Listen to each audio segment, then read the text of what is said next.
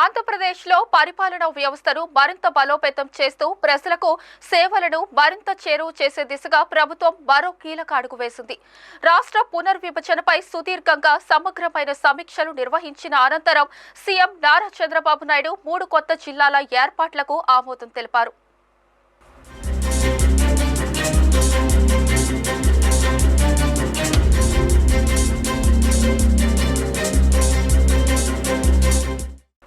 మదనపల్లి, మల్కాపురం, పోలవరం జిల్లాల ఏర్పాట్లకు చంద్రబాబు ఆమోదం తెలిపారు.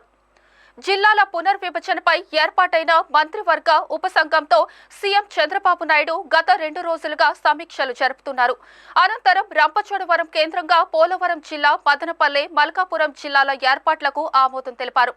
అలాగే అద్దంకి, పీలేరు, బనగానపల్లి, మడకసిర, నక్కపల్లి రెవెన్యూ డివిజన్ల ఏర్పాట్లకు చంద్రబాబు గ్రీన్ సిగ్నల్ ఇచ్చారు.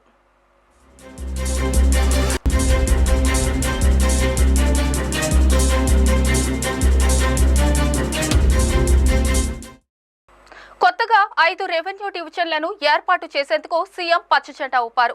అనకాపల్లి జిల్లాలో నక్కపల్లి, ప్రకాశం జిల్లాలో అద్దంకి, కొత్తగా ఏర్పాటయ్యే మదనపల్లి జిల్లాలో పీలేరు, నంద్యాల జిల్లాలో బనగానపల్లి, శ్రీ సత్యసాయి జిల్లాలో మడకసిర రెవెన్యూ డివిజన్లను ఏర్పాటుకు అంగీకారం తెలిపారు. కర్నూలు జిల్లా పెద్ద హరివనాన్ని కొత్త మండలంగా ఏర్పాటుకు నిర్ణయం తీసుకోగా అదోని మండలాన్ని విభజించి కొత్త మండలం ఏర్పాటుకు ఖరారు చేశారు.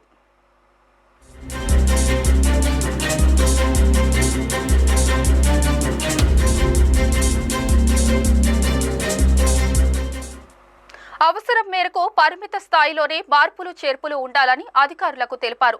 జిల్లాల సరిహద్దులు మార్పు, రెవెన్యూ డివిజన్ల ఏర్పాటుపై సీఎం సూచనలు చేశారు. ఈ మేరకు కొత్త జిల్లాలు, రెవెన్యూ డివిజన్ల ఏర్పాటుకు సంబంధించి ప్రభుత్వం నోటిఫికేషన్ను విడుదల చేయనుంది.